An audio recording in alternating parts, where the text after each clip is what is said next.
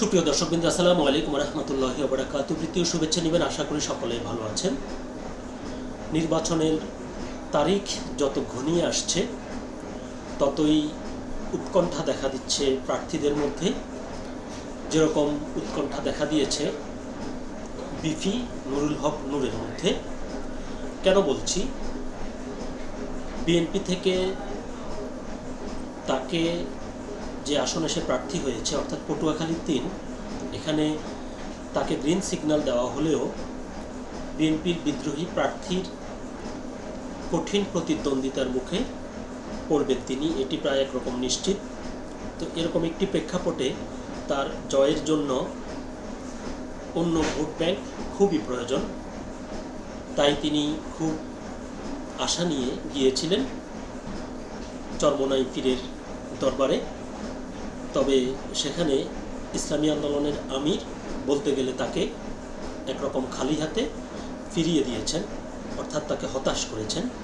তিনি সেখানে অনুরোধ করেছিলেন যে যেহেতু কয়েকটি রাজনৈতিক দল তাদের প্রতিদ্বন্দ্বী দলের দলীয় প্রধানের যে আসনটি রয়েছে সেখানে সম্মান জানিয়ে অনেকেই নিজ দলের প্রার্থী সেখান থেকে সরিয়ে নিয়েছেন।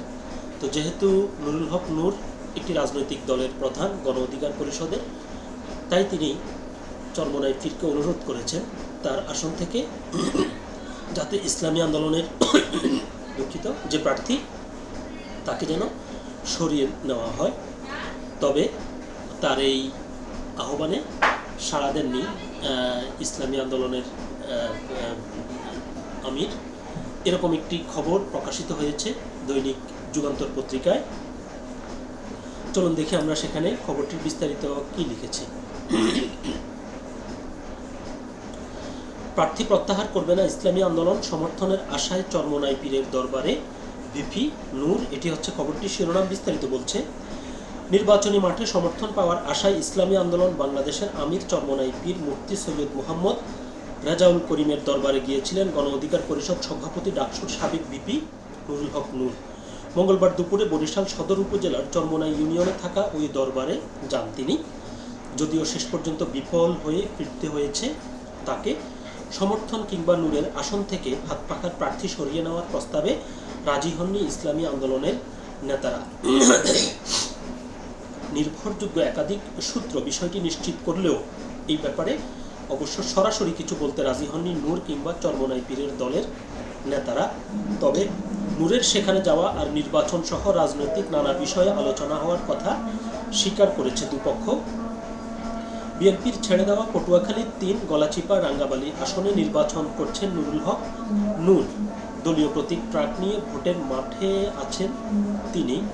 যদিও খুব একটা সহজ হচ্ছে না তার এই ভোট যুদ্ধ, কারণ এখানে তার শক্ত প্রতিদ্বন্দ্বী হয়ে আছেন বিএনপির বিদ্রোহী ঢাকা বিশ্ববিদ্যালয় শাখা ছাত্র দলের সাবেক সভাপতি হাসান মামুন।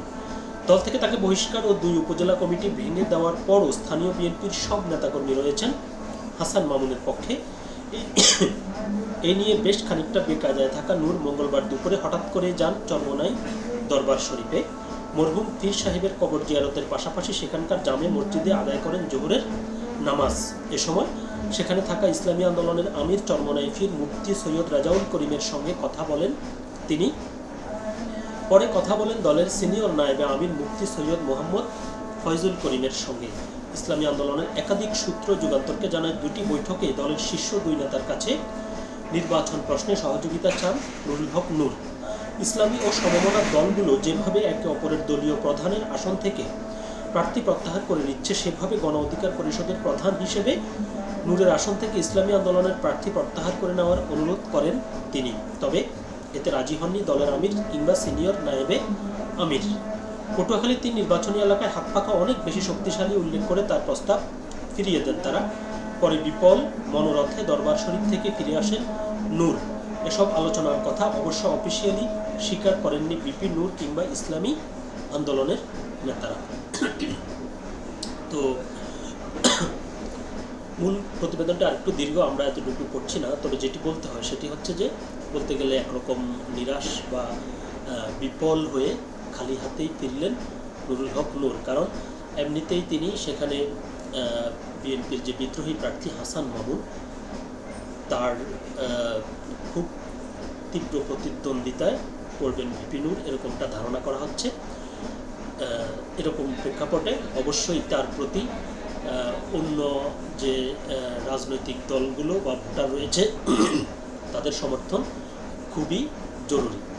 তবে এই ক্ষেত্রে নুরুল হক নূর খালি হাতেই ফিরেছেন। এরপরও দেখা যাক শেষ পর্যন্ত কতটুকু তিনি কি করতে পারেন। তো সকলে ভালো থাকবেন, সুস্থ থাকবেন। আল্লাহ হাফেজ।